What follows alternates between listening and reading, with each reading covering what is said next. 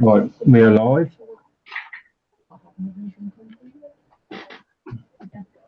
Oh, you got the date right today. Well done.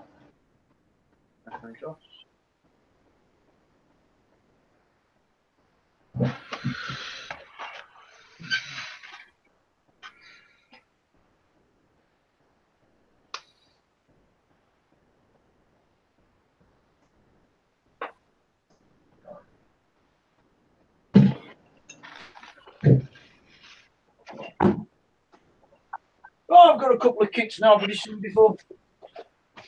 They were exactly broke this week, but I was only broke 10 days ago.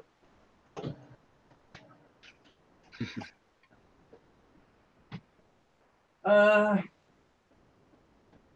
was I going to do? Oh, no,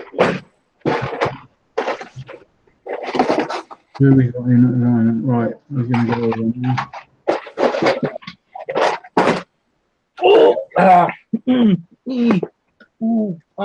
Right. Welcome everyone. We've got currently 4 viewers in. The rest are going to sort of filter in a bit now. We'll see how that. Yeah, we've still got a few minutes, but we will crack on, I think. Yeah. So welcome again, Wednesday again, and this time I'm going to get the date right because I've written it down in front of me. It's the 4th of April, and it's I don't know, the year is just flying by. It doesn't seem 5 minutes since it was. It's 2019. Don't worry about it. You'll be all right. Yeah. So as you'll see, there's we've got a couple more people in the hangout tonight. We'll come to that in a bit. So first of all, no, I'll make the introductions. Actually, that's the proper way to be going along. So Neil Harris, who is my partner in crime on Misfits Plus One. Yeah.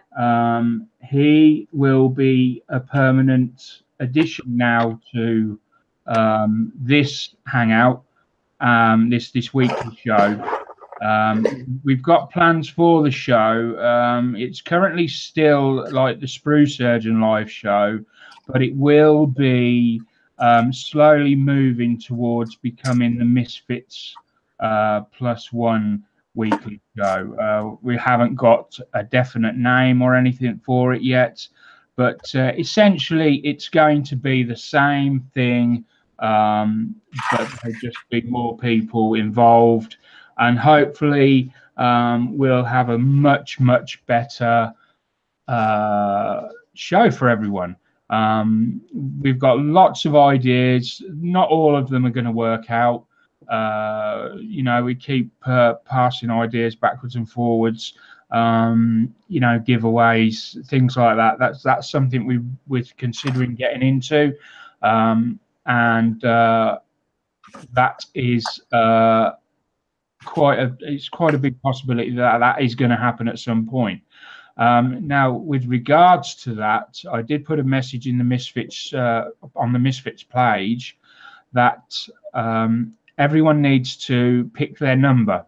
I was going to allocate the numbers myself, but I thought it much better to give people a choice. So if you want to be considered when we do the prize giveaways and other events that we're hoping to do, you need to have a number. If you don't have a number, then you can't win, or you know, there's no chance of you being selected for any prizes or any giveaways that we do. So all you need to do is think of a number between 1 and 500 and let me know via message, text, however you want to do it, and I will write that down. There's going to be no electronic records given the recent gaffe by Facebook and other sort of big corporations. It's just going to be pen and paper. I've got a little black book specially purchased for the names and numbers. The little black book. Yeah, the little black book. Well, it's quite a big black book actually. It's not the littlest one. No, you've upgraded. Yeah, and and now the names will go in there. And then whenever we do a giveaway, that will be live. We'll use a number generator, and then we'll, the closest number will win. So you need to pick that number and let me know. There's been a couple that have done so already. If your number's already been picked, I'll get back in touch with you, and we pick another one. So yeah, that's just a quick announcement on that. So that's Neil. You all know anyway. Many of you do. And now I'm glad to say we've also got another new member who will be joining us on these live shows, also as a permanent addition, although it will be subject. He works some funny hours, so some weeks he'll be on, some weeks he won't. But it's Reese, yeah, subject to availability. And yeah, hello Reese. I don't know, do you want to say something about yourself, or no?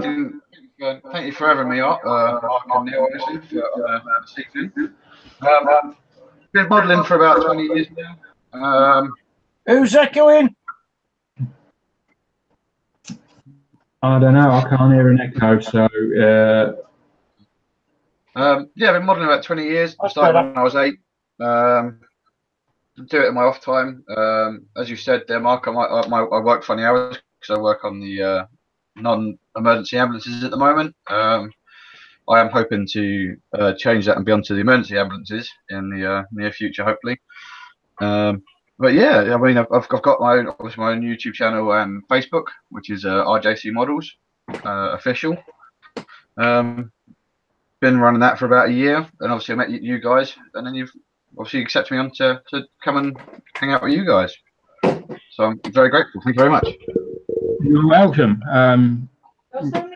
Yeah, you'll regret it. Probably by the end of today, you'll be thinking, "Oh my God, what have I done?" So, no, I'm sure he can cope with us. He can cope with me, Neil. It's you that's the problem. Oh, well, he's coping with me elsewhere, so he's all right with me. So I'm just going to move on to what I've been building. I have bought some items this week. It's mainly been paints. I don't know what I've done with the boxes. What do we do with the boxes? All right. They're just empty boxes at the moment. I'll show you. So I got a set of Vallejo weathering paint. So it's a range of 16. You should be telling people that you've got accessibility to your paint. Yeah, well, they can see. Look. Yeah. We've had a major shift at HQ. All right, you. And we've done some decorating. Angela, you. Yeah. And and Cass, yeah. All right. And I put these up. We'll concentrate on that bit. I put the shelves up. Okay, you did your bit. Yeah. With Mum's hammer. With Mum's hammer. So yeah, there's them, and then I got these. I got the Tiger 1 series, which is 6 of these, and then I got the Tiger 2 range, which is also 6 of them. And there's a Tiger 3, but I haven't got that yet. I can't remember what I bought. Tiger 3? Is that mid-range? There was a kit in there. Yeah, I don't know where that kit is. I don't know what the kit was though. Yeah, I can't remember what the kit was. Oh, it was the Thunderbird, not the Thunderbird, the Thunder Flash, is it? A10? I don't know. It was a kit. Yeah, it was a kit. Another kit. The A10? What, the A10 aircraft? Oh, yeah, Tank Buster. Thunderbolt. Yeah, one with the big Thunderbolt. Yeah, Thunderbolt, that's it.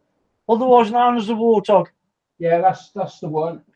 I got that, and I don't know. I'll do that next week. I'll get it sorted out, and I'll show what anything else that I bought next week if I can. Yeah, so anyway, things are a lot better here. It's a lot clearer, a lot cleaner. I've got a set of drawers there now. Everything's looking a lot better. And I had a small break from modeling. Yeah, well, it was forced, but I actually, it actually worked out okay. Just a few days off. It really helped bring the mojo back because it was lacking a bit. Yeah, and I enjoyed it. So maybe that's an idea if you're having a slump sort of period and it's not working out for you, then maybe a couple of days off will make all the difference. It did for me. I'm not saying it will work for everyone, but it did for me. I came back feeling a lot more refreshed and ready to take on some new projects. Talking of which, so we're going to my first new project. Now, this was a kit that I bought when I very first came back to modeling. When I say came back, I've only ever really built an A10 when I was about 11, and it was a bit of a nightmare. But I built it and played with it like kids do, and sort of threw it in the bin a couple of years later when it sort of started falling apart. So anyway, I've come back to it, and Airfix were selling off basically all their crap kits. I didn't know that at the time because I was new to the hobby, so I went and bought all the crap kits. And now I'm reaping the rewards. It's brilliant. So first up is the HMS Victory, which a lot of people have told me. I did review this fairly recently, and I did notice there was some dreadful flash on it. And when I done my first review, I did mention the flash, but I don't think I emphasized it enough. Mark Scale Models said made a lovely job of the deck. Oh, thanks. What? You can't see it? He's been following me. Oh, you've been following. Oh, right. Excellent. Yes, thank you for following. I thought it was about the masking tape. Brilliant. He might have been, yeah. Yeah. So I wish I could show you the bottom. I did photograph it. I don't think I've put the photos up yet of the base. I think you are. I think they're on the channel. No, but I've since weathered. The base, and it does look really nice. I weathered it with UMP algae wash, weathering wash, and it's gone. When copper goes that sort of whitey greeny color at the edges and in parts when it's been in water, it's gone like that. It looks perfect. I think. Other people are bound to pick fault, but I think it looks perfect. And it's said, "Damn, love the shirt." Thank you. Yes, thank you. I love these floral shirts. Hawkeye, Mark. Sorry? I thought it was a pair of You start curtains. calling you Hawkeye. Yeah. I don't know. I like them. I've got loads. Do you think this is bad? I'm saying, What we do is we'll get you a red flannel dressing gown, so like what Hawkeye wears. Oh, yeah. Smoking jacket. Yeah. Smoking jackets. Yeah. I say monocle. It would have to be a monocle. So yeah, so I've primed this in this was primed in UMP primer grey. Yes, UMP primer grey. Went down really nice, and yeah, I then added, and this is one of the best, if not the best, copper metal I've ever used, and it is out of the Vallejo acrylic metal color series. I'm holding it down here for the camera up there, but of course you were there the day. So and this you know, I had copper paints on the shelf in, I think, Tamiya and Citadel, but they just didn't look quite, they weren't quite right. So I ordered this because I've used the other metal colors before and they're fantastic. And this absolutely nailed it for a copper finish. I sprayed it on. The pictures are on, I think the pictures might be on Misfits channel, and they may be on my Sprue Surgeon channel if you want to see them. Go and have a look. And you'll see what I mean. It's got a superb finish to it, and I used Vallejo's varnish, their metal color varnish, and got a really good finish. So I'm currently at the stage now where I've masked off the base. I've now got to do the pale yellow inserts along here and here. So the plan is I'm just going to spray this yellow, and then when that's dry, I will mask off the inserts, because it's easier to mask off the inserts than it is to mask off all the black area. And then I'll spray everything black over the top, and hopefully then that will be the hull done. And it should look very, very nice. Then we come on to, I've already sprayed the, this took me all night, plus nearly 2 nights, a night and a half, say. I done the, I've just realised, I've done all that. And now the camera's on here. What? They haven't seen anything of the ship. What a complete idiot. Sorry, guys. I told you regret it, Reese. It's all right. Make mistakes, mate. Yes. I did a.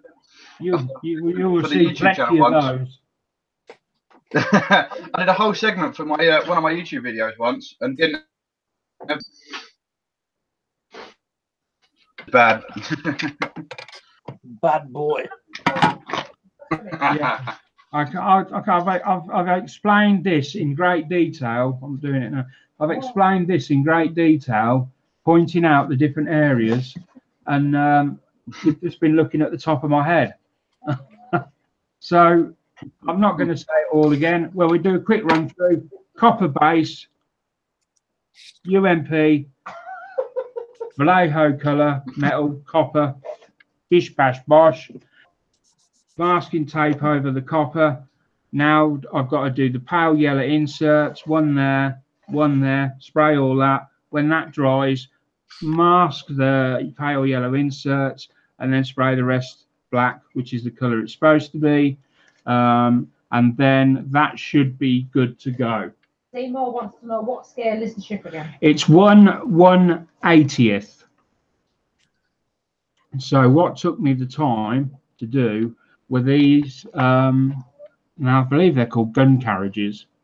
So you can see on there, each barrel was separate from the carriage, and they all had to be, so the barrels came off, and they were really quite badly flashed. They had quite bad flash. I'm trying to find, so if you can, just to give you an idea of how bad the flash was, if we look on these here, you will see, oh,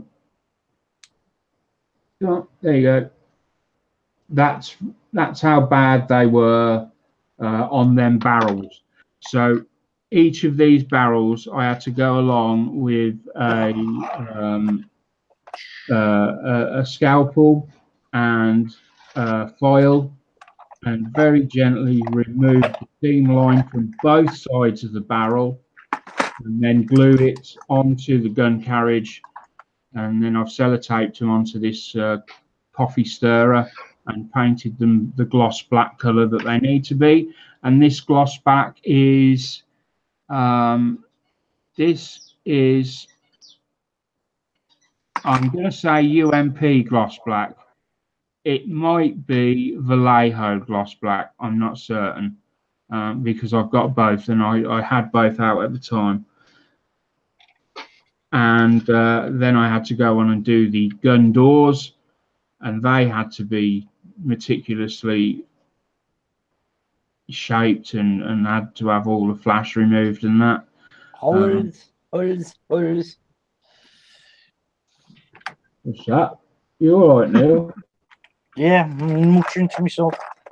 Do you need medical assistance now? Yeah.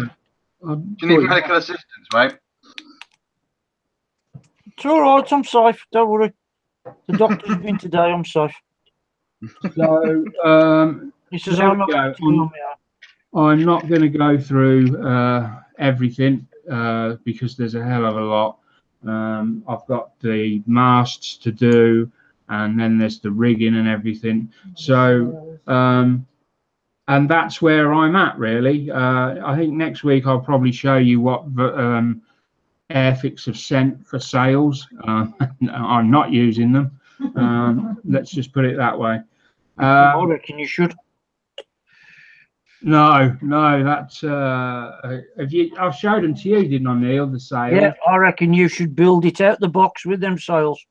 Oh no. They're really dodgy, Mark. Right, I'm gonna have to show. Oh, I reckon he'd be tearing his hair out. So They're dreadful. this is what Airfix have sent. Now the boat's going to look great. Now this is what they've sent. Those are the sails. Is that vac plastic? Yeah, it's like a very thin. Flimsy plastic. It's just not going to look right. No, it'd be a bit weird, wouldn't it? Even if it's weathered, it's just not going to. So I have two options. I'm veering towards one. Now the first option is to get some cotton material with a very tight weave and glue the cotton onto these plastic sails on both sides, and it needs to be very thin so that this detail will sort of push through, and then add some weather into it, and then you've at least got that material look. So that's option one. Option two. Sorry, jump in there, Mark. I'm just nearly downstairs a second. We're back in a minute. Yeah, okay. So option two is to just build the HMS Victory with all the rigging out, with the rigging on and no sails. I have seen. I want the sails on. Yeah, well, if it's going to look naff, I'm going to go with the other one, but we'll see. I will. I told you, it comes to it, I will sew the sails. All right. Thread, get the cotton and everything, and I will do it. Right. Well, if anyone's got any suggestions on that, or know of anyone that's done it, or can tell me how it looks, then feel free to. I look into it. Yeah, to give us your information, and we'll look into that. So anyway, that's the sales for the HMS Victory. Plastic welder said he's looking forward to some inspiration. Oh, you come to the wrong place. Anyway, so that's what I'm doing. I'm now going to pass over to Neil, who is going to hopefully Now I'm refusing to speak. Be able to tell you what he's up to. Sniffing glue. Excellent. It's the only reason he's hobby. Now, right, what have I been doing? Right, if anybody follows Misfits on the site, you will find that as well as doing Misfits, I've got my own page, NHM Scale Models, and there's a group linked to that as well called Paddock, NHM Paddock. So what I've done was, because of the the photograph, the heading photograph for NHM Paddock has got a BMW 3.5 CSL race car from many years ago. And I just so happen to have the Doyoshi kit, is 1/12 scale of it. So I've started doing this little baby. And it's slowly coming along because it's rather a large kit, as you can see. I'll tell you what, we'll put it on the camera on the bench. You just bear with me. And this one, it's a lovely kit when it's done, but it's a little bit hard work. It's an old Doyoshi kit, originally made as a battery operated one, and then they made a display model out of it. The detail in it is phenomenal.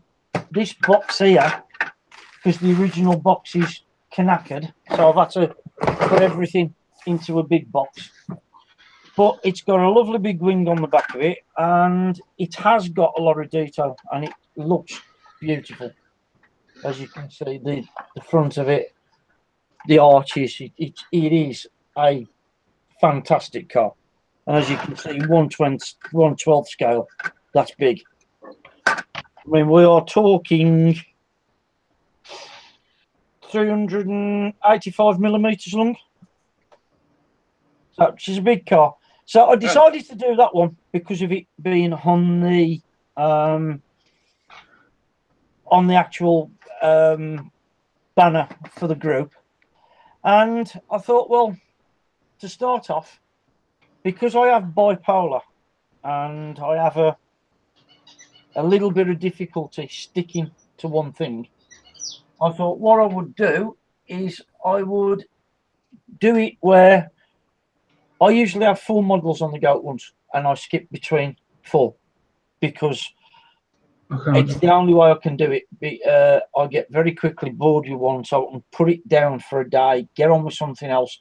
And it does end up where during the day, I'll probably spend 2 hours, 2.5 hours on each model, unless I'm doing something very intricate, and then or spraying, and then I will spend longer on one model. So I've got the car, which is the Doyoshi 1/12 BMW 3.5 litre CSL. We've got the Ayashima Kawasaki, which 1/12 bike. I'm into my bikes big time, so this is quite a rare kit.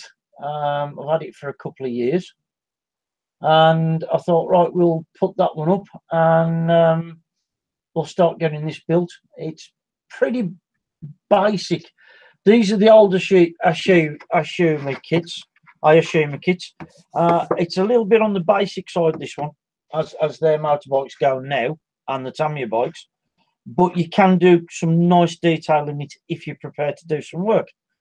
So that's one that's on the go, I'm working on tonight. And then I have also, I'll just get them down from up here, off me a set of drawers. We have, oh, the fun of having a little place. That's a nice kit. It is. That's a very nice kit. We have the man. Tamiya Nissan R390 GT1, which I absolutely adore this car. I think it's so beautiful. And it's got quite a lot of detail in it. Plus, I've also got with this car, we've got racing seatbelt harness.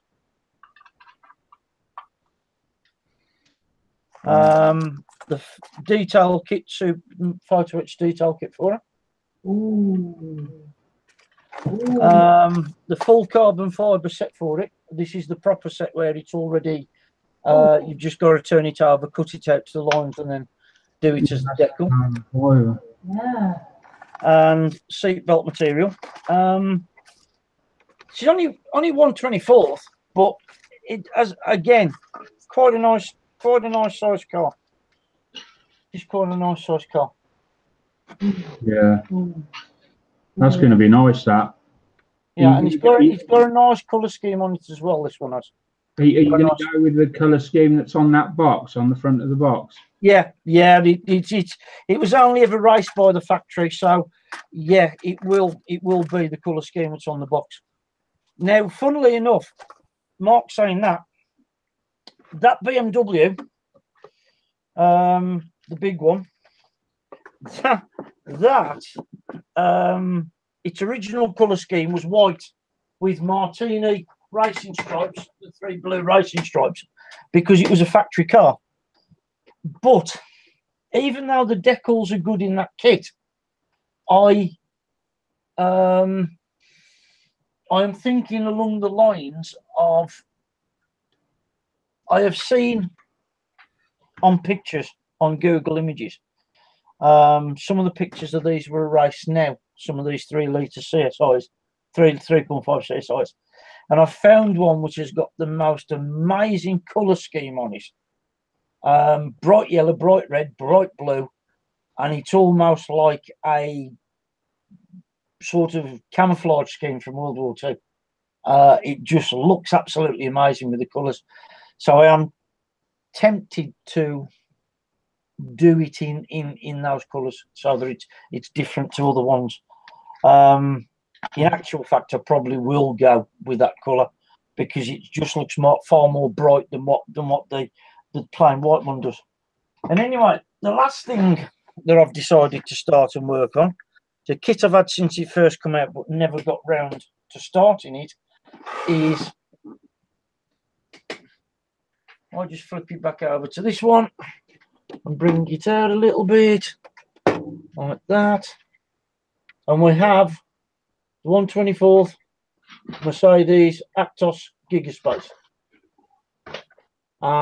This is one heck of a large kit, as you can tell by the thickness of the box. And believe me, this is packed. It is absolutely stuffed full, this box. I want to do one of those. No, I think you could do.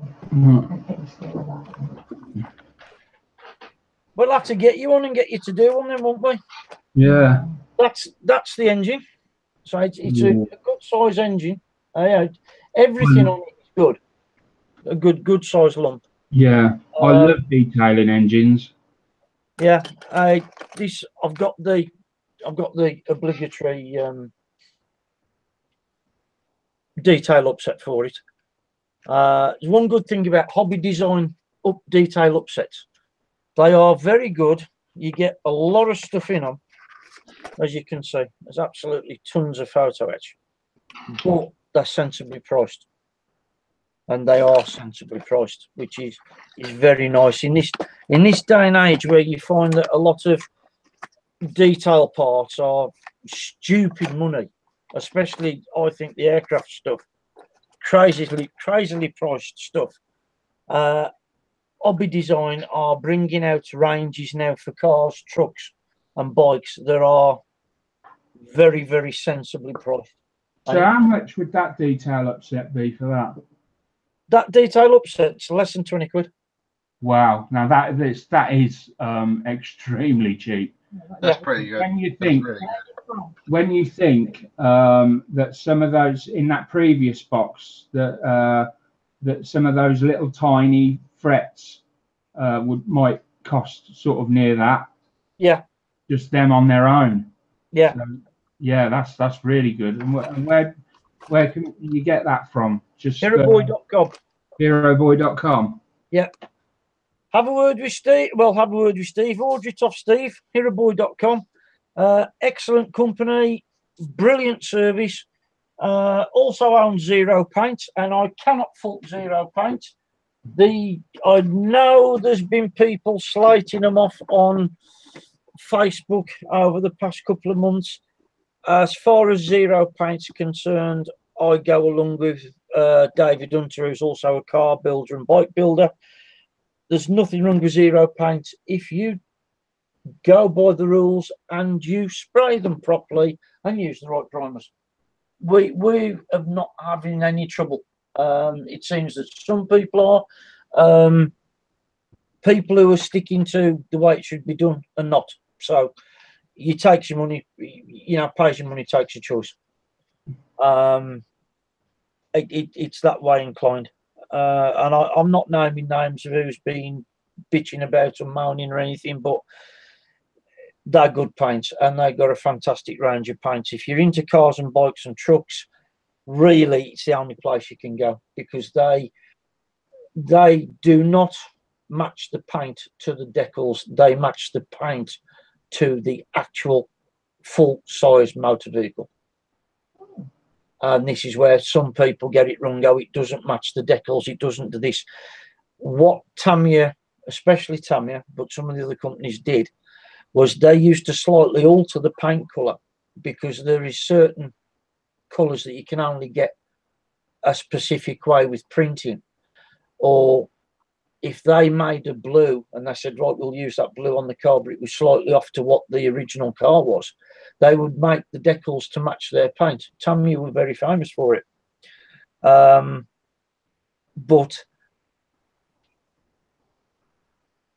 Iraboy don't do that.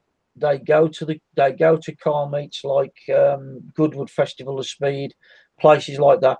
They match the paint to the actual car.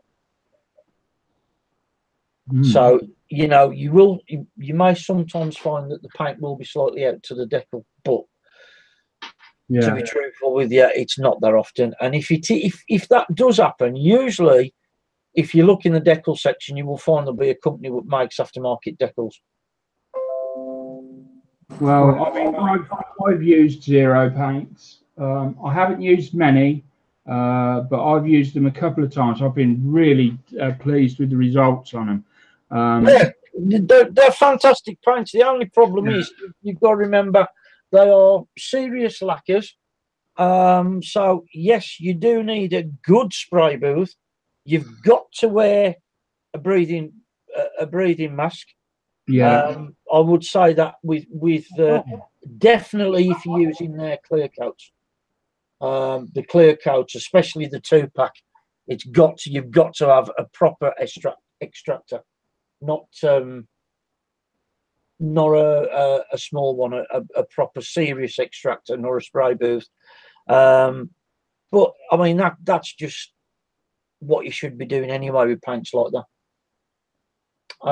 It's I know some people, they'll try it outside, they'll do this, they'll do that. You can do it wherever you want. I mean, I know people who spray Zero paints by opening the door and opening the window and doing it that way, and they've got a very small, literally paint, not extractor, but a paint booth where it just pulls it through a filter and puts it back into the air in the room.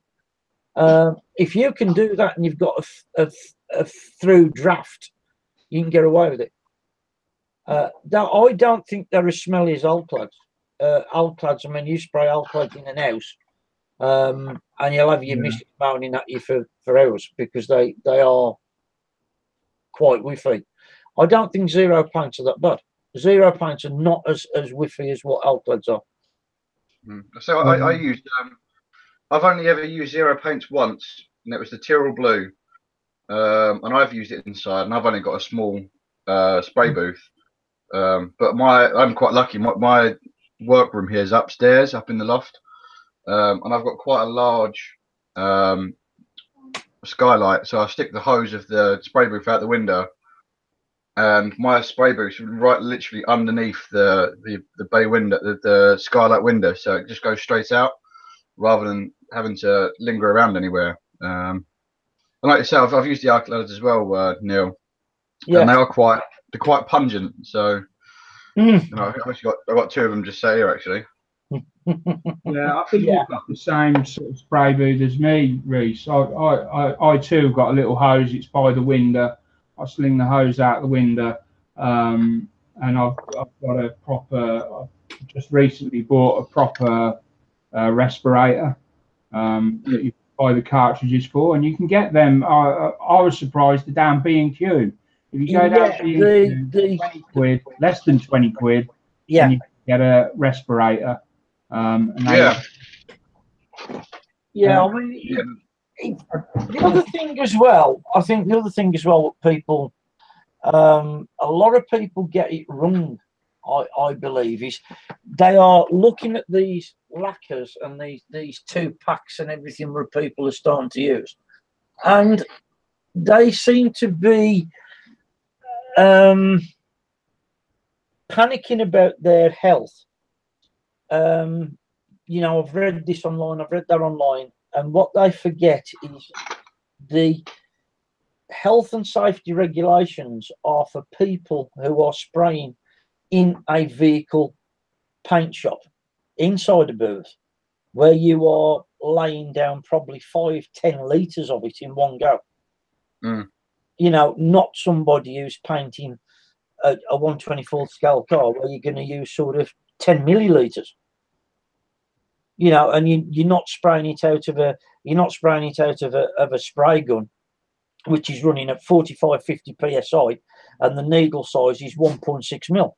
I mean, we're using an airbrush at like 18 psi with a 0.35 needle. So the amount that's going up into the atmosphere, the amount that's going to be around you, is far less than what these regulations are written for. But of course, in this great world we have, everybody believes that, like, you know, it's everything's out to kill you, and oh no, you've got to follow this and you've got to follow that. I mean, to be truthful with you, I've worked in, before my motorcycle accident, I was in the garage trade, started in garage trade in the mid-70s, and that was in the good old days where you'd got asbestos in clutches, got asbestos in brake pads, brake drums, and we used to blow them out with an airline. Yeah, just literally used to blow them out with an airline. And I've got to admit, touch wood, you know, I might have a lot of injuries from a bike accident, but I haven't got asbestosis. And I must admit, I've breathed a fair bit of it in when I was younger. Yeah. Not as I'm saying that you should just ignore things, but I'm just saying that sometimes I think people in this day and age do go a little bit overboard, shall we say. Health and safety in the country's gone a bit crazy. Yeah, it's a good thing in many respects, but yeah, I've got to agree with Neil. In some cases, the health and safety has just gone bananas, and it's just ridiculous. Some of the new laws and that are about. That's obviously we don't condone flouting them, but you know, sometimes it's just a bit common sense is what's required in some instances rather than health and safety rules. But there we go. That is the sort of environment we're in now, and I guess it's just going to keep getting worse and worse. I don't know. I mean, it's an environment where it'll get worse. Neil, sorry, Reese, you're in the ambulance service. Health and safety rules in that must be. Oh yeah, they are ridiculous. You know, some of the stuff that stop you from doing your own job is ridiculous. You know, don't do this, don't do that. You know, it's just with my line of work, it's all to do with consent. You know. Don't do anything unless you've got consent, or you know, or if someone's out cold, then you know you're not going to get consent. But make sure you've got a third person there, and you know, do this, do that. Make sure you haven't done this. Make sure you haven't done that. You know, and I say like this, we have to learn a lot of legislation that comes along with the job, and it's like, really, do we need? This is crazy. It's just common sense stuff. You know, like if you're going to defib someone, don't. Yeah, make sure they're dry. Well, that's kind of common sense, is it not? You know, if you're gonna shock someone with your defib or whatever, make sure they're dry. And it's like, well, that's just common sense, you know. To me, that sounds like health and safety is literally could be interfering in people's, you know, in their survival. Yeah. Oh yeah. as I said, there's so much red tape that we've got. The amount of legislation we've got to learn, as well as our actual. Well, actually, I'll show you. So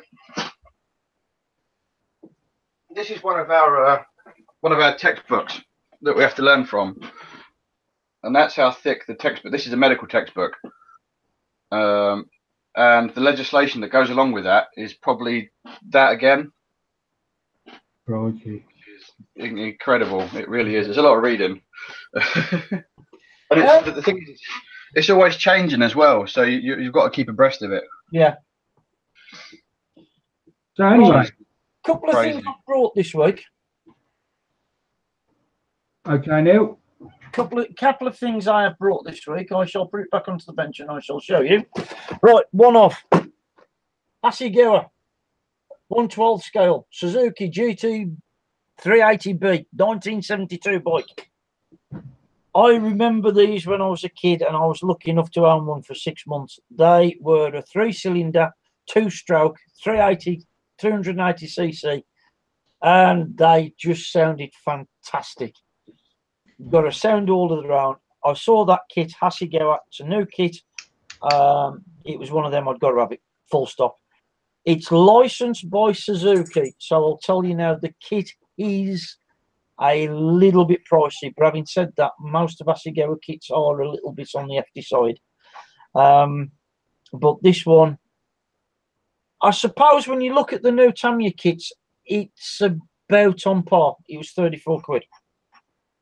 But when you think of, when you think of like the Tamiya Ducati 1199 Panigale, I mean, they've just brought out the Centenary Tricolour. I mean, what's that one? That's 39 quid if you get it reduced, about 42 if you don't. So, yeah, it's about that type of price area. Nice kit. I will have to dechrome it though, because the chrome just doesn't look right. But it is a nice kit. It's moulded really, and the colours are on the box, so you could build it really without painting it if you didn't want to.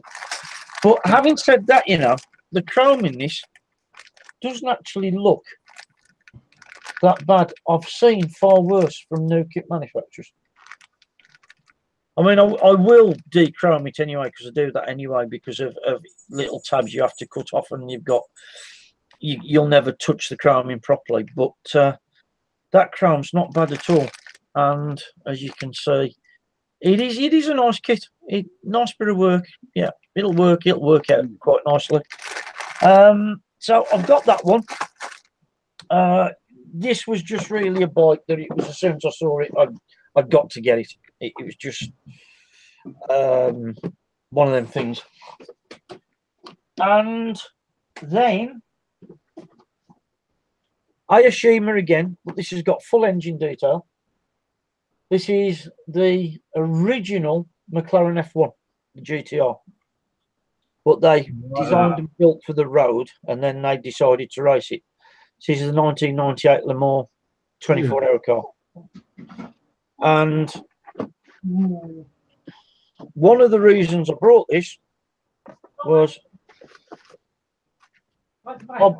hobby design detail set for the long tail. So when I saw it had got a detail set but went with it, I thought, yes, we've got to have that one. So I've been toying with the idea of this car for a bit. But when I actually saw this one, the black one, the Loctite one, I thought, yeah, I like that. As you can see, she's a nice motor. Sexy little car. Yeah, that's nice. I like that. Yeah, and this is the one where Ayrton Senna done all the development work on, road testing it. There we go. Awesome. So yeah, I brought that. As I say, it's got full engine detail, plenty of work in it, as you can see, lots of work. And it has got a lot of stuff in this box. What I will do is I will probably do these kits were unopened. I will probably open them up and do kit reviews on them and put them on the site. Yeah, that'd be nice. That'd be good to see. Yeah. I'm slowly starting to get myself into remembering. I have a tendency of starting kits and doing the kits, and I'm working on them. And Mark will say, "You took pictures of that," and it's like, no. I forget to get camera. I've got 2 cameras, and I forget to get them out and take pictures. So I'm trying to remember that I've got to take pictures of them when I'm building them, so that I'll put them on the site. But I promise I will get there. I will get there. Mind you, I've done that loads of times. I've got carried away building, and then and just sort of done a load, and then realised that I haven't taken any photographs. So we can all fall into that trap. Yeah, I do it all the time. Hey, have you seen this? Come on, come on. Who wants to get on telly? Come on, you. Up you come. Look at the camera there. Look at the camera. Down there. See, we've got our own model making doggy mascot. So we're now. Thanks for that, Neil. We'll move over to Reese. And hello. What are you building? At the moment, I'm building the because I'm on my channel. I'm doing the Atelieri 1/24 scale Escort Mark II, the RS 1800s, and I'm just building off camera. I'm just building a sort of like a mechanics van for it. So it'll be the delivery that I'm going to do it in is the Escort. That isn't the one on the box. It's I've been chatting with Neil, obviously being a race mechanic. That's the build I'm doing on the camera, but I'm actually going to do it in a privateer color rather than that, just because I couldn't figure out how to do the deco on the side of the van there, so I'm just going to do it as like a privateer's car. So yeah, I've got that on the go at the moment. So I've got the Escort. I've got a lot of the engine done. I think that was in my first video. So there's the little 1800 engine in it. Obviously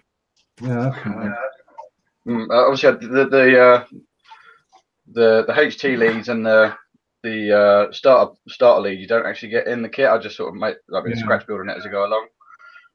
So that's where that's at. I've just finished a 2001 Subaru WRX, which is that one just there, which is a lovely, cracking little kit. It's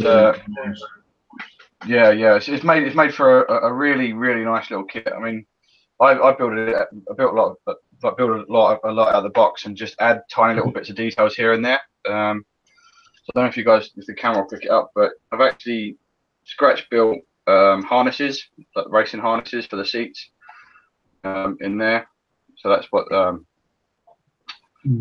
done with that one. So that's all finished now.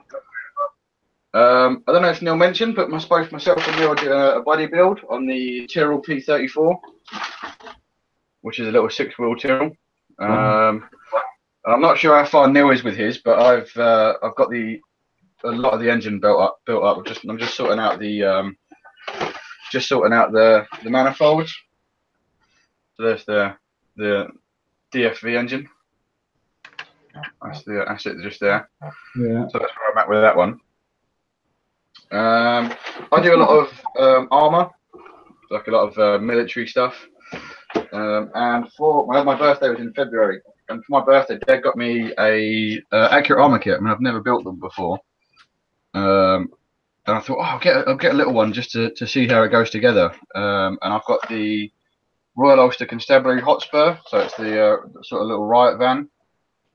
I like that. This is it's an all resin kit with some photo etch. Yeah. And resin's so hard to work with and all that sort of stuff. But I sat and done this in a weekend, and it's not finished yet, but that's where I'm at with it at the moment. So yeah, I've got a lot of the main stuff done. All the engine is all done. A lot of the inside's all done. I'm just putting on the side skirts and all the wheels and the rear step and stuff at the moment. So that's where I'm at with that one. I think that's about it really. I'm quite like Neil. I get a lot on the go. Well, I've got one kit. I've got one kit on the go. I feel. Yeah. No, it's not. I don't know why. I just enjoy building a few at once. I tell a lie. I have got one off to the side, which is a 132nd Phantom. Oh, nice. I'm thinking of putting it together. Yeah. Lovely planes to Phantom. So with the, I do a lot of dioramas, and what I'll do is I'll post it. I've got a 4 foot by 1.5 foot long village of somewhere in Normandy after D-Day. Oh wow! I do love doing my dioramas. Oh wow! Do you know what? I just say that I'm new to dioramas, Reese. I haven't done one. I've bought all. I'm buying all the stuff to do with the dioramas. I've got some Vallejo water on order. Two sort of lots of that. When the time comes, I'm going to need your brains for that because I've got no idea what to do with any of this. But it's something I want to get into. So I've been building because what I would normally do is I'll get a kit, like go down the model shop, see a kit, and think, oh, what could I, I'll build that up, but how can I build that? But so then I put a diorama together and think, well, that look good, that will look good, this will look good. So with the Hotspur van, I've just got a cheap Revell long wheelbase landy, which I've done as if it's been like for a riot and it's been mud chucked up at it and that sort of stuff. So that's gonna go in, and actually the diorama I've got in mind for that one. My dad used to like live fire target shoot guns as a hobby. All right, yeah. So he had just getting it up. Sorry, it's a bit. What I'm going to do is I'm going to do a Northern Ireland diorama in an ammo box. Oh wow! So got an old ammo box that Dad gave me. So I'm going to do the diorama actually inside. God, it's a bit stiff. Hang on. Actually inside the ammo box. It should look quite cool. Yeah, that's. I'd be interested to follow that.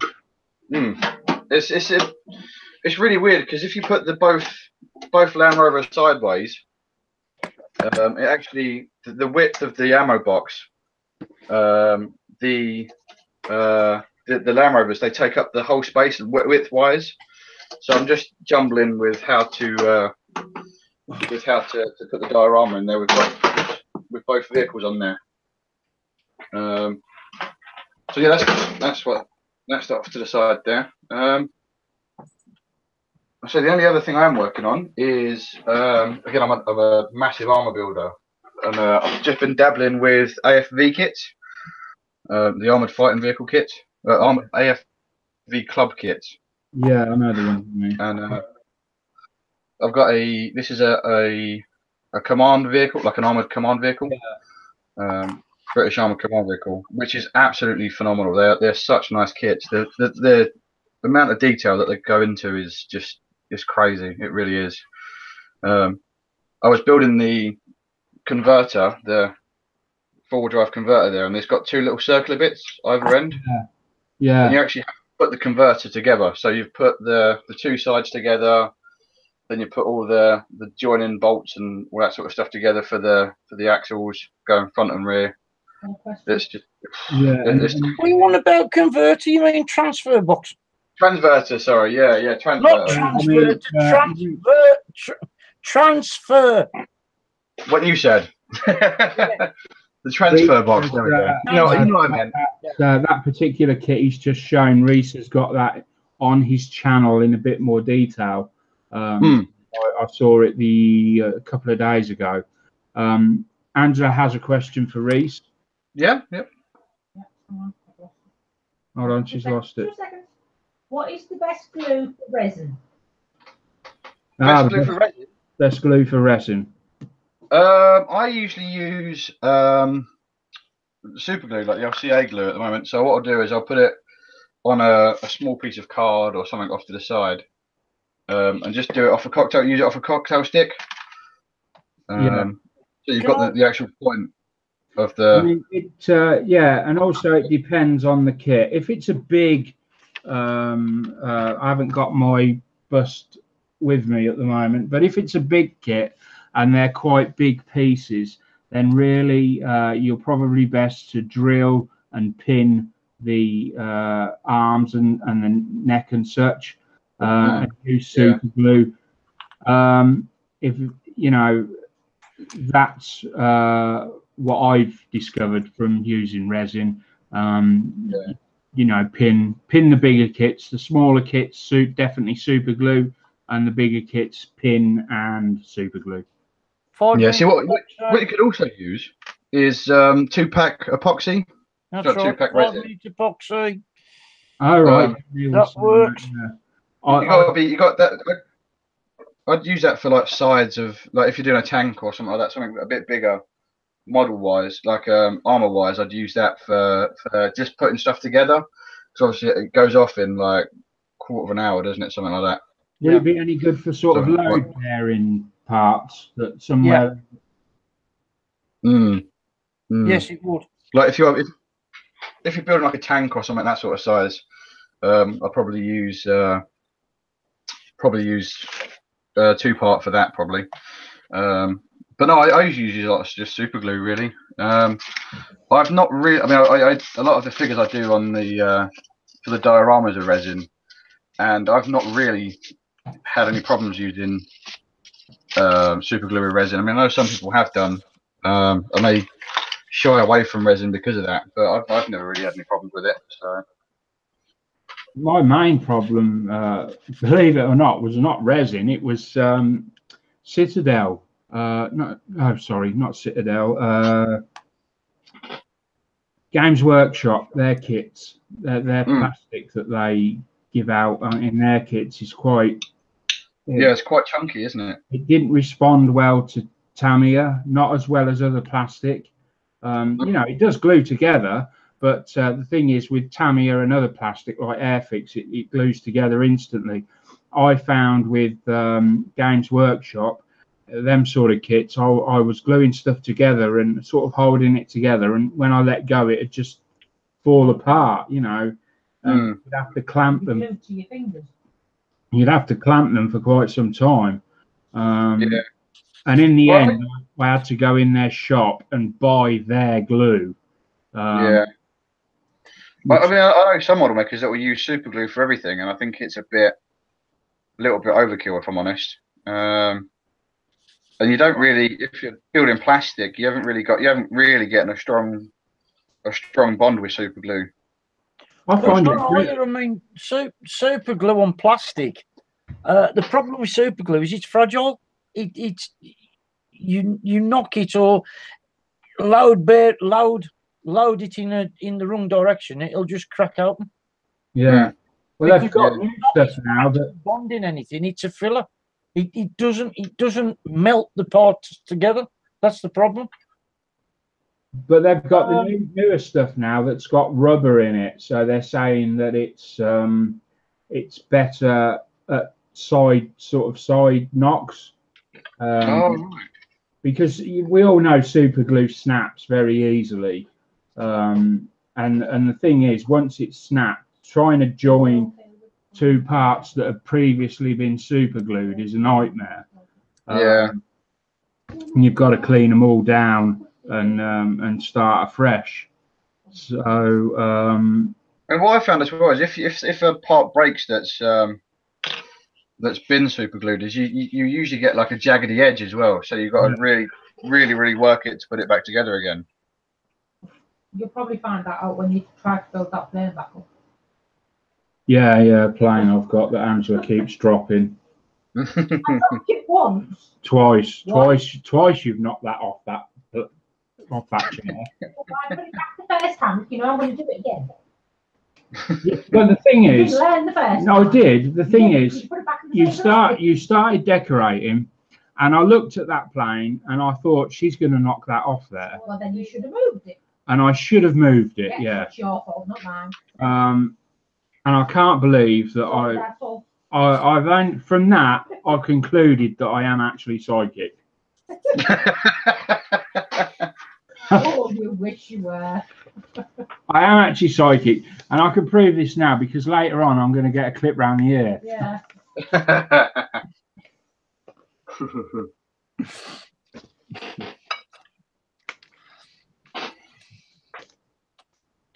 I did. Yes. I moved everything, all your planes, all your boats, all your bikes, everything I moved off the shelf. And it wasn't till the last thing I moved, I broke something. So one of the things that we were thinking of doing, and I'm not sure where we stand with this now, because we did discuss this, was it last night? And that is, we were going to do a group build. And we did look at a group build of the Ford Escort, the Italeri Ford Escort. Oh, hang on. Oh. There we go. That one. Yeah, that's the one. If we just flash over to Reese's camera there. Yeah, that's it. We were going to do a group build of that, but Reese has just said that he's already got one on the go on his channel, so I'm not sure where we stand with that now. Well, I mean, I don't mind getting another one. That's not a problem because they're not expensive kits. So yeah, okay then. So yeah, I don't know if anyone wants to join in. So we're going to do this group build. It's just out of the box. You know, well, you can do what you want. We're not going to restrict on, you know, we're just going to say it's the Italeri Escort, and we're going to do this group build. I'm not sure when it will start yet. I'll have to talk with Reese and Neil on that one. Will there be a prize for the best one? Will there be a prize? I'll have to get back to you on that. Yeah, nice out with Mark. No thanks. Yeah. Don't that. No, we want to attract people in, Neil. We don't want to frighten them away. One drink and he'd be asleep. Yeah, I'm a cheap date.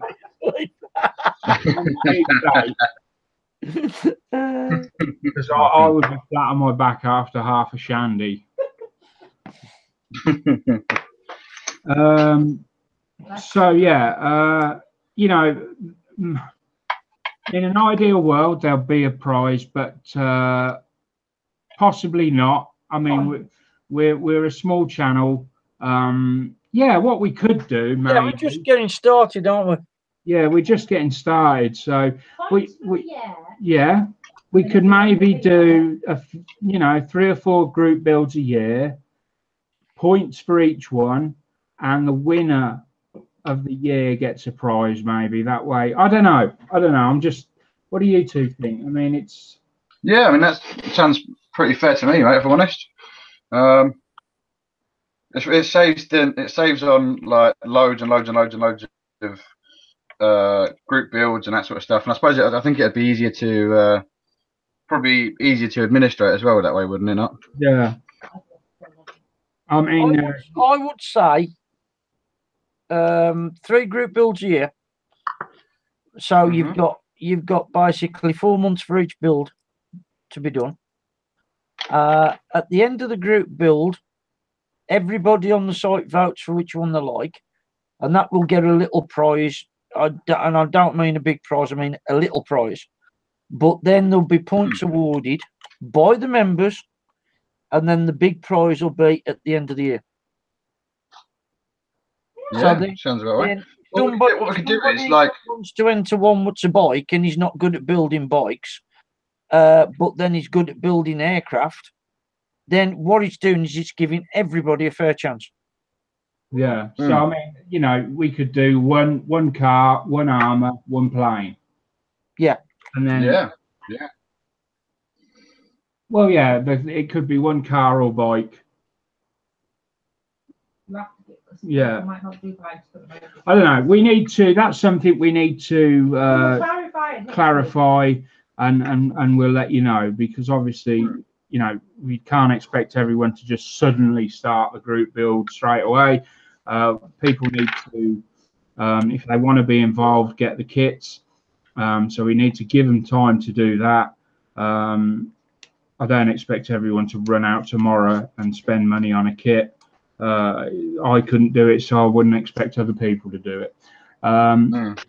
We've actually got to think. We've got to sit down and think about A, the rules, B, well, A, how we're going to let it run, B, what we're going to give us little prizes and big prizes, C, theme.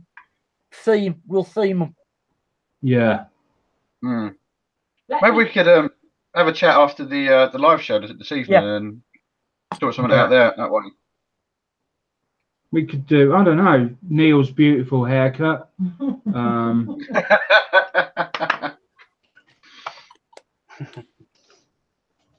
Was that a grimace? Lovely with his little shiny bald head. I tell you what, though, it's cheaper than Head and Shoulders. I've only got to get a spray can of pledge.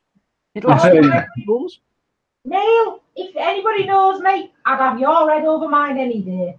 But these are yeah, she's actually right. She's for years she's just moaned and moaned that she wants to shave her head. Do it. If you want to shave your head, and you do it. I've done it twice, but they wouldn't speak to me for 2 weeks. Because she looks like a man. Well, I look like a man anyway, so. No, you don't. Who's gonna know? You want it's not as bad as living underneath the Amazon over here, look. Oh yeah. Yeah, well, Reese has got a. Well, that looks like that needs quite a few products to keep. See, he needs a yeah. I would. When I usually have it cut, I have it cut into like a 50s style, sort of like DA Teddy Boy style haircut. Oh yeah. Yeah, let's leave the camera off. That's even worse. I'll put it down here so you can see what I'm doing. Yeah, I usually have it cut into like a 50s Teddy Boy sort of style haircut, and it. What's that? All right. Really? Yeah. No, you haven't seen it. It does look okay. Yeah, but why? We're in 2018. I like the sort of vintagey look, really. Yeah. That's what It's coming back, and my daughter said the old stuff is coming back. So you'll be right. You'll be right. Because my dad was a kid of the 60s, so I kind of grew up with rocket, you know, the sort of ton-up rocker look. And having curly hair, there's not really much else you can do with it. No, I've got to admit, I'm glad I never had curly hair. No, you just got white hair. I don't like. You don't like hair. I don't like hair. Full stop. I just shave it all off. I really hate having hair. I know how a husky feels in the summer. I am not going into that in any way, shape, or form. No. Go back in your cage. Yeah. Anyway, where did we get to? Yeah, we've got the group build. And the hair. You do realise you're going to have to put up with total mayhem every week now. That's all right, I don't mind that. I don't, you know, that's The more the merrier. yeah, we want it to be fun. We want the whole people to tune in, have fun, have a break from whatever they're doing, come and watch us. Have a break from reality. Watch all our mistakes and cock-ups like earlier on. If you see something going wrong, we're not going to edit it out. No, feel free to tell us. It won't get edited out of the version that goes up after. So if I make a cock-up, you can tell other people to go and watch it. It will still be there. You know, we'll just leave it at that. But this scale model said bald is good in the right places. Well, yeah. Well, I don't know. It depends on your preference. That's just... Okay, move on.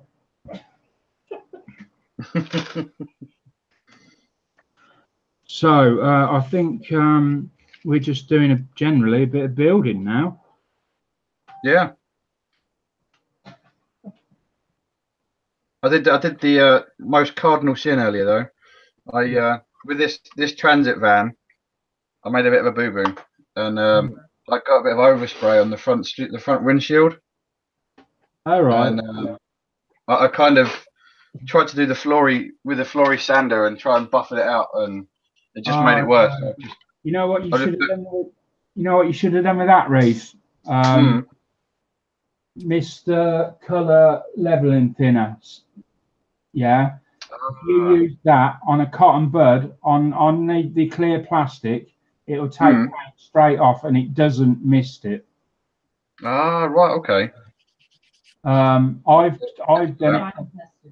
done it a couple of times. I've done a live test on one of the, I think it's on my channel. There's a live test. The only thing I'd say is try it on a piece of the sprue first, just to make sure that that plastic is compatible. But I've had no problem with any plastic I've used it on. And I sprayed primer over a window, left that to set, and then painted it. I think I painted it as well, and then came along with Mr. Colour leveling thinner and just removed it. Oh, really? Yeah, it was we'll have to give that a go then. Yeah, and it was crystal clear afterwards. I mean, what I've done is I've got some Vallejo thinners, and that seemed to have taken a majority of it off. Oh yeah, yeah. That's because this is 100% acrylic resin, and that took a lot of it off. And then I've got some Pledge floor wax and just put that over the top. I just keep thinking this will do. And that seemed to have done the trick quite well. Yeah, yeah. I mean, I've got some of that. I had some of that Pledge on my shelf. I've never really used it because it stinks. No, wait, it smells better than the stuff I normally spray. Just no answer to I tell you what, it's a good job, Colin. Now you know. It would be mayhem there with comments like that. Go there. I could say you stink. I went there. You did went there, didn't you? You did. Oh no.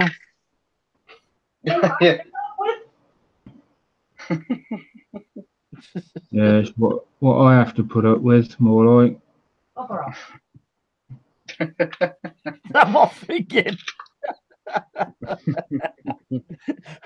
Hey, you do realise, Reese, you know, when you've been with Clarice about 25 years, you'll be like that. Yeah, we're like that now. Yeah, I can say it didn't take 25 years. Minutes. Yeah. Keep in mind, you, it took me about 15 years to get used to you. So these have got a long way to go.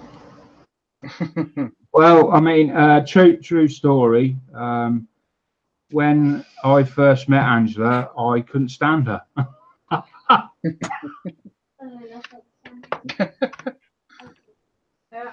There's nothing like dropping yourself in it with both feet, is there? Huh? Yeah, amazing. I actually loathed her. It was. You'd be lost without me now. Yeah. Oh, have you ever heard the phrase, at some point you've got to sleep? Thanks, guys. At some point, what? It says at some point you've got to sleep. Yeah, I know what you mean. Yeah. Yeah, you should remember that phrase. Nah, we give as good as we get. We're still breathing in the morning, we're all okay. I think I'm missing a part, a piece. Yeah, what, the one between your ears? Dave said wait until 40 years. Ooh, 40 years. Oh, damn. Dave, you've just ruined my night. 40 years. That's how long is that? That's another 15, isn't it? Another 15, yeah, So technically, Max will be 40 then. Fuck off. If I killed you tonight, Don't be going down that route. with good behaviour, I could be out. No. Yeah. I can guarantee you wouldn't, because I'd stand up as your character reference. Oh, damn. Yeah, I am. Better be nice. You'd be lucky to get away without a death penalty. Neil, That's all right, Mark. I'll be in your corner. Don't worry. Thank you very much, Neil. Neil as a character reference, my God. You do. It's all right, Neil. I'll be Mark. I'll be in your corner. Don't worry. Oh, Reese. Oh, Beaker!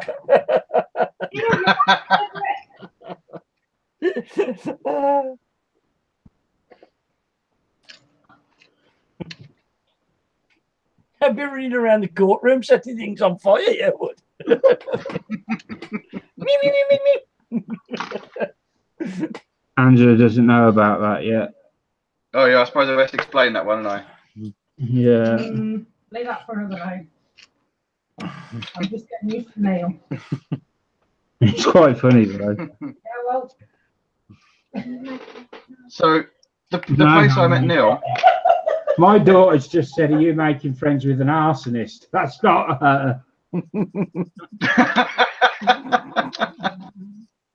I've been called I've been called similar things to an arsonist, but not quite an arsonist. You probably wouldn't know. You probably wouldn't remember, Cash, but Angela, the Muppets. You remember the Muppets? Yeah. Do you remember the character called Beaker? He was a Hang scientist, on. big orange head with a big. That's Reese. He's got the nickname Beaker Yeah, because of the hair. because of the hair. Yeah, I'll say that. Yeah, I'll get that now. There you go, Ange. That's him. That's Yeah, that, yeah. Beak.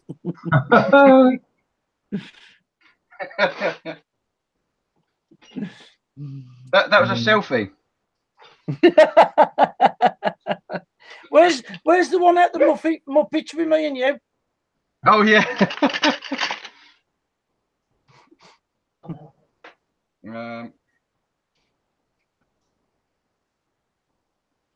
Let me find it. There we go. There's me and Neil. Oh yeah, brilliant. Oh, what was his name? What was the guy's name? The little. Yes, Neil. Oh, that's classic. Bunsen Honeydew. Oh God. I need to find. I need to Professor find one for Bunsen me Honeydew. now. Oh dear. You ever thought of dyeing your hair, Neil? Reese? Neil. Got your hair. I was gonna get some of that stuff that the sort of stuff you spray in. Yeah.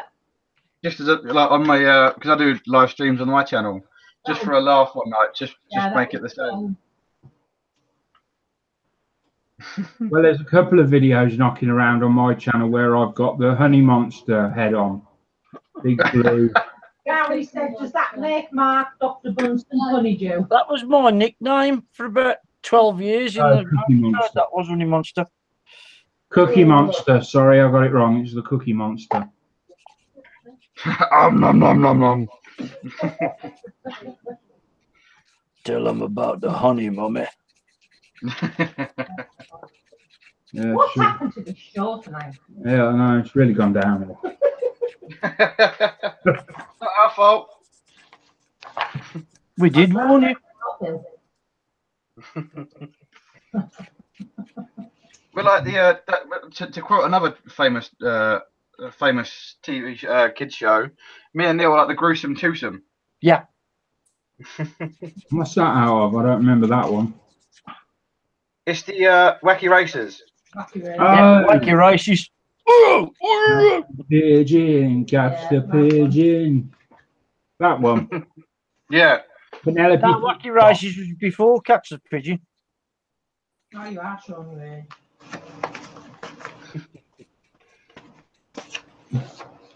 Yeah, we're like the gruesome twosome. Just Neil's got less hair. Yeah. Less hair. He's got no hair.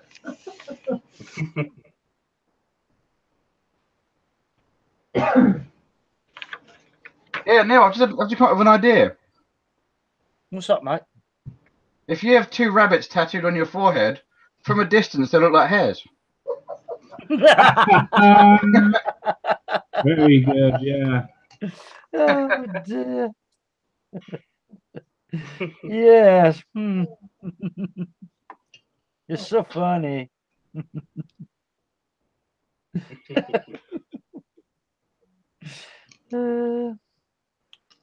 What? Oh, On some pieces missing. I'm just gonna. Oh, I can't. I think they're in the kitchen. where about in the You know, on top of the Coke boxes where the Coca-Cola is. Yeah. I think there's a little sprue.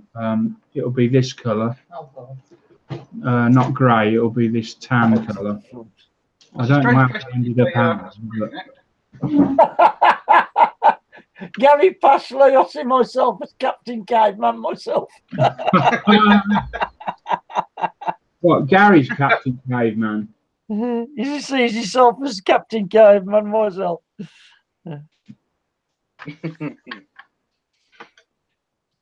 Yeah, I remember Captain Caveman. Captain Caveman!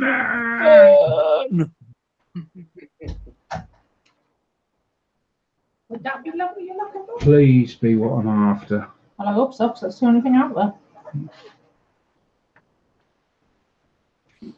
Yes, 73, 74. There it is. Hey, that's a really strange place to keep a sprue, though, Mark. Yeah, I know. It's weird, isn't it? I don't even know how it got. You know how it got out there. Shush, you've got it. That's the main thing. Why are you moving sprues? Because I had to decorate and your stuff was all over the place. But so you moved one sprue and left the other 5? Do you think? I don't know.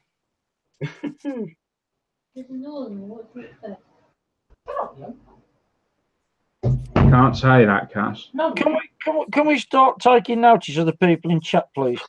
Can we have less of this frivolity? Frivolity. Okay. Stop telling me how to do my job. Angela, you're in charge of chat. Yes? Neil, bugger off. Neil's complaining. Bugger off. You've been told, Neil. Yeah, I just heard. He said you're not doing your job properly. I did not say that. I did not say that. You did. I heard you. So, no, I said, can we? I did not say you're not doing. Oh, I'll give up. Yeah, well done, you. I'll give up. That's best. Women. Yeah. The chat is mine. Bugger off.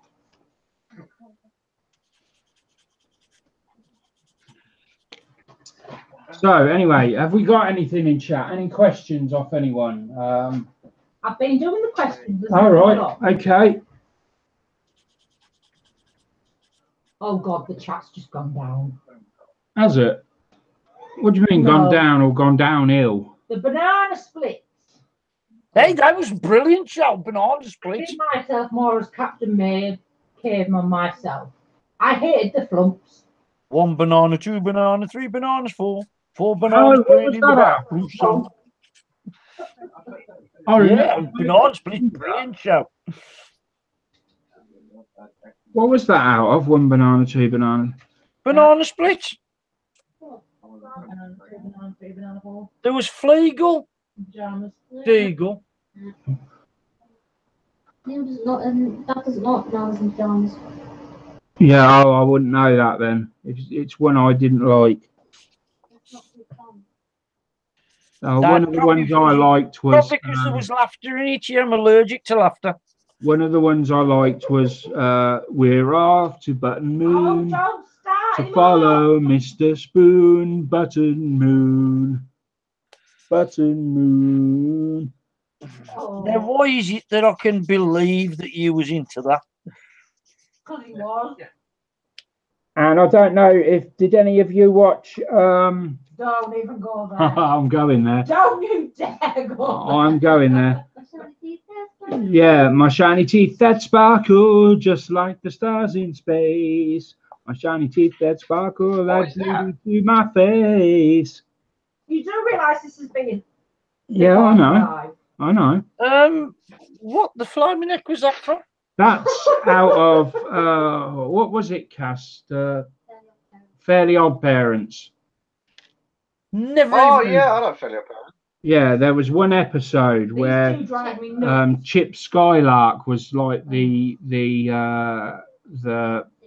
singer, and he came to their town and he done a set, and that was like the main song, and I loved it No. so much so that I went and downloaded it and learned it.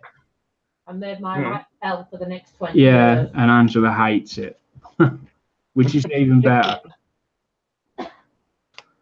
Odd parents, fairly odd parents. Yeah, that's it. Yeah. Yeah. Can you go to bed? Overground, underground, wombling free.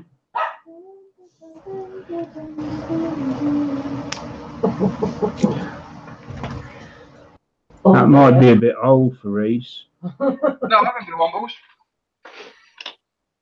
Yeah, but you were brought up an old school. Yeah, I was a '90s kid, so we still got the stuff from like early '80s, like the '80s and that sort of stuff. So, Yeah. yeah.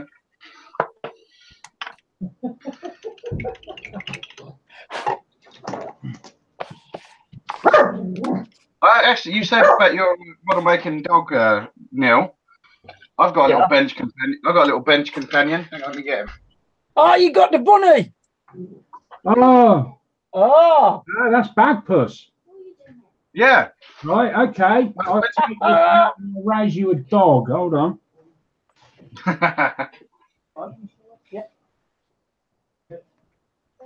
Okay, there we go. Whoa. Whoa.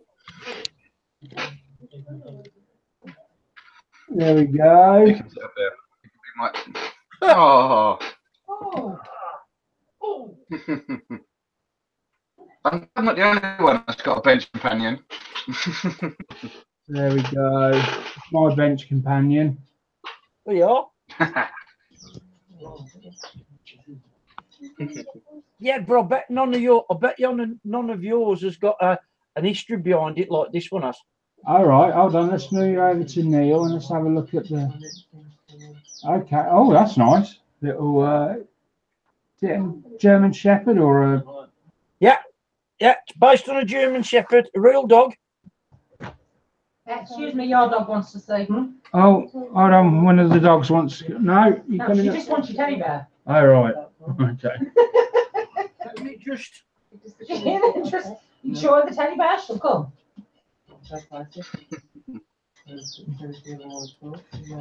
There we go. There's the history of him. His name is Flash. Right? Yeah. And he was the loyal, steadfast companion of Flight Sergeant Unwin, George Unwin, who was based at Duxford during World War II, Battle of Britain. Oh wow, that is what? That's a genuine. Yeah, this is based on him, and this is sold at the Duxford collection. Oh right, okay. It goes towards the all proceeds of him goes towards the Air Force Benevolent Fund. Oh right, yes. When I was down there a couple of years ago with my brother and his two lads, my two nephews, I had to have him. It was just like I've got to bring him home. Yeah. Brilliant. Neil, I do love the way you say Duxford. Duxford. Duxford. No, you mean Duxford? Well, that's how it's spelled. Duxford. Duxford. Duxford. Yeah, lad. I went down to Duxford. Hey, oh, lad, hey. Yeah, well, you remember about that sign I put up, that traffic sign that appeared round here? Don't try talking black country, you'll sound a complete arse.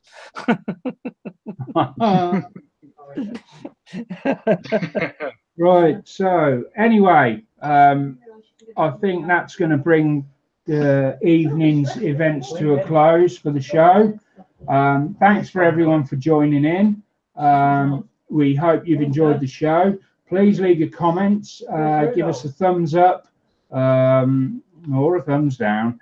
You know, and if you're going to give a thumbs down, at least give a little creative comment on why you've given the thumbs down, so that we can, you know, take it on board and move on from there. Yeah, just bear in mind, please, that this is the first time we've done this as live as a group, so bear with us. It will slowly come together. But Yeah, just give us feedback of what you actually want. And the other thing we've got an idea of with the Misfits group is people who have the webcams who can we want people to start joining us on our private hangouts, because we have a private hangout each night, afternoons, whenever people are available. You can come in for half hour, you can come in for quarter of an hour, you can come in for a couple of hours if you want, 3 hours if you want. There's always somebody doing something. So, you know, if you've got the ability, use it. Come in, it's friendly, it's fun, it's off air, you can have your telly on in the background, you can have your radio on, doesn't matter. It only gets serious about having things switched off when we're live on air, because they'll just pull the plug because of copyright and all that. But the thing is, people who have got the ability of webcams, I mean, all you need is a webcam. I mean, webcams now have a microphone built in, so you only need a webcam. yeah. Also, one thing as well, Neil, is for those that are of technologically sound, if you've got a smartphone, you can get the Hangouts app, and you don't need, in that way, you don't need a webcam. Yeah. And like in the future, what we want to do is these live hangouts, we want to bring more of you in on the live ones. Yeah. And just touching on what Teresa said there, if you do use your phone for the Hangout, make sure you use it with your router on your Wi-Fi signal. Don't use it on your data plan unless you've got unlimited data, because it will chew through any sort of plan you've got. So if you're unlimited, you're fine. If you're not, make sure you've got it locked into your Wi-Fi at home.